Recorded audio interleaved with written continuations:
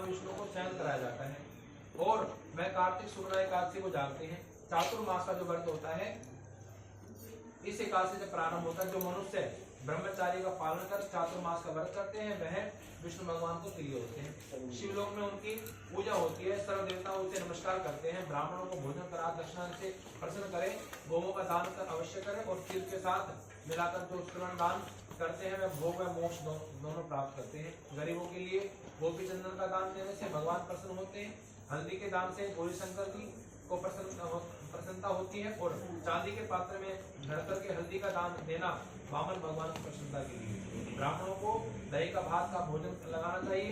चातुर्मास में जो एक बार भोजन करते हैं समाप्ति में गरीबों को अन्न खिलाते में सीधे स्वर्ग में चले जाते हैं। इस व्रत में जो तथा चावल इत्यादि को जो अभ्यागतों को खिलाते हुए स्वर्ग में चले जाते हैं। अब पद्मा एकादशी के मातम की एक पुरानी कथा कहता हूँ। सूर्यवंश में मानधाता का नाम प्रसिद्ध हुआ। सत्यवादी राजा हरिश्चंद्र में थे। राजा अयोध्यापुरी में राज्य करता था। एक समय उसके राज्य में अकाल पड़ गया। प्रजा दुखी होकर भूख से मरने लगी। भवन आदि जो है बंद हो गए। राजा को कष्ट हुआ। इसी चिंता में वन को चलना पड़ा। अंगिरा ऋषि के श्राप में अंगिरा ऋषि के आश्रम में जाकर कहने लगा कि सबसे श्रेष्ठ अंगिरा जी मैं आपकी शरण में हूं। मेरे राज्य में अकाल पड़ गया। प्रजा कहती थी राजा के पापों से प्रजा को दुख मिलता है जो और मैंने अपने जीवन में किसी प्रकार का कोई पाप कर्म नहीं किया। आप दिव्य दृष्टि देकर कहो कि अकाल पड़ने का क्या कारण है। अंगिरा मुनि बोले कि सतयुग में ब्राह्मणों का वेद पढ़ना और तपस्या करना धर्म है, परंतु आपके राज्य में आजकल एक शूद्र तपस्या कर रहा है। शूद्र को मारने से दोष दूर हो जाएगा, प्रजा सुख पाएगी। मानधाता बोले मैं उस निरपराध तपस्या करने वालों को शूद्र को नहीं मारूंगा।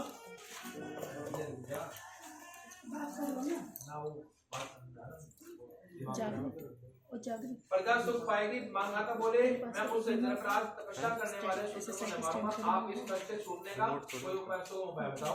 श्रीराज बोले कि सुगम उपाय कहता हूँ। भोग न मोक्ष देने वाले देव सैन्य एकादशी है, इसका विधि पूर्वक व्रत करो। इसके प्रभाव से चातुर्मास तक वर्षा होती रहेगी। इस एकादशी का व्रत सिद्धियों को देने वाला तथा उपधर्मों को शांत करने वाला है। मुनि की दीक्षा से मानधाता ने प्रजा सहित पद्मा, इसमें पद्मा, इसका नाम पद्मा भी रखा है एकादशी का। व्रत किया तो कष्ट से छूट जाएगा।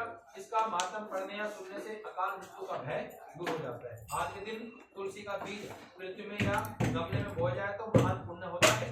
तुलसी की छुई हुई पवन से भी जो है भय पाते हैं, भाग जाते हैं। जिनका कंठ तुलसी की माला से सुशोभित हो उसका जीवन धन्य समझना चाहिए। बोलो श्री बाकी तुलसी महारानी की।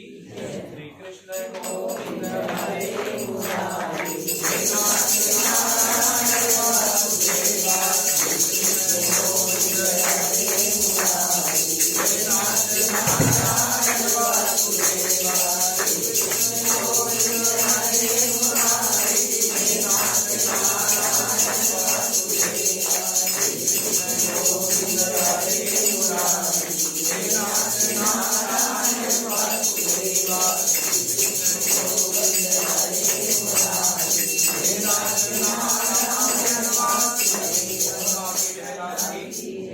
भगवान कृष्ण बोले दुष्कर श्रावण मास के कृष्ण पक्ष की एकादशी का नाम कामिका है। इसका मातम लोक हितार्थ। एक समय देवी ऋषि नारद ने पितामह भीष्म से पूछा था। उन्होंने इस पवित्र व्रत में भगवान विष्णु की पूजा की थी। पृथ्वीदान, श्रवणदान, कन्यादान इत्यादि महादान केवल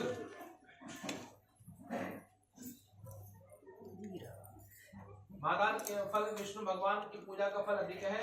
कामिका एकादशी के समान विष्णु का पूजा का फल है। जो फल मनुष्य को अध्यात्म विद्या से मिलता है उससे अधिक फल कामिका एकादशी देने वाली है। भगवान विष्णु पर एक दल तुलसी का चढ़ाव तो एक बार स्वर्ण और 4 बार चांदी का दान करने का फल मिल जाता है। बढ़िया वस्त्र में अमूल्य आभूषण पर भगवान इतने शीघ्र प्रसन्न नहीं होते जितने तुलसी दल अर्पित करने से प्रसन्न हो जाते हैं। तुलसी के दर्शन मात्र से पाप भस्म हो जाते हैं।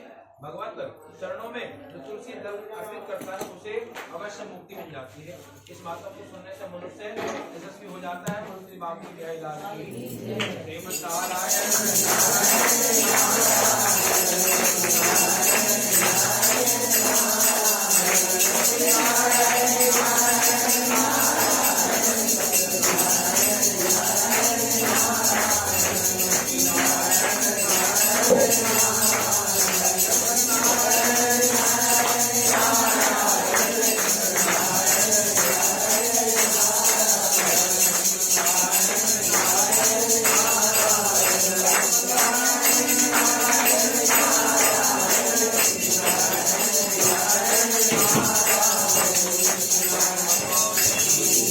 भगवान की।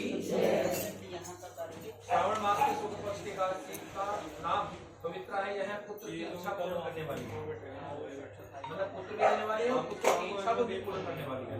इस कारण इसका नाम पुत्रदा भी पड़ा है। इसमें गौ माता का पूजन करना चाहिए। इसके मातम की कथा ऐसे है कि एक महिष्मती नाम नगरी थी, उसमें महिमत नाम का एक राजा राज्य करता था। मैं बड़ा धर्मात्मा था, परंतु पुत्रहीन था। उपाय बहुत थे, परंतु सब व्यर्थ गए। दिल का कांटा न निकला। राजा को शोक मंत्रियों को दुख हुआ। शरण में गए, दंडवत कर प्रणाम कर विनय करने लगे। हमारे राजा की यहाँ भूख नहीं है, बेचारे तो भोगने पड़े हैं। आप कृपा करें कोई उपाय बताइए दृष्टि से। राजा के पूर्व जन्म का कर्म देखकर कहा, तुम्हारा राजा पिछले जन्म में महा कंगाल था और कुकर्मी था। एक दिन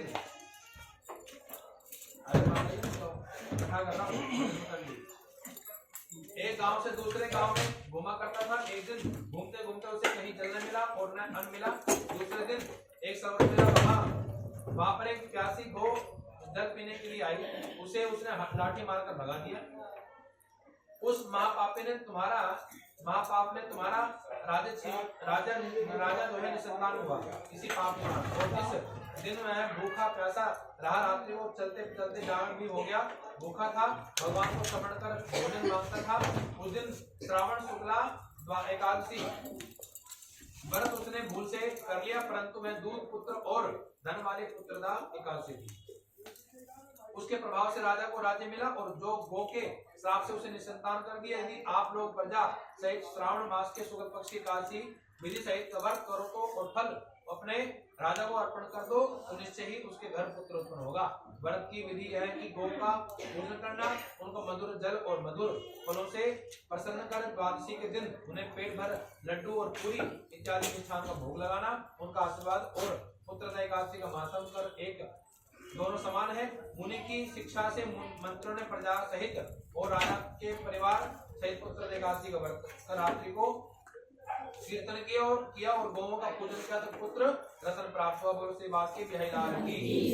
ओम नमो भगवते वासुदेवाय।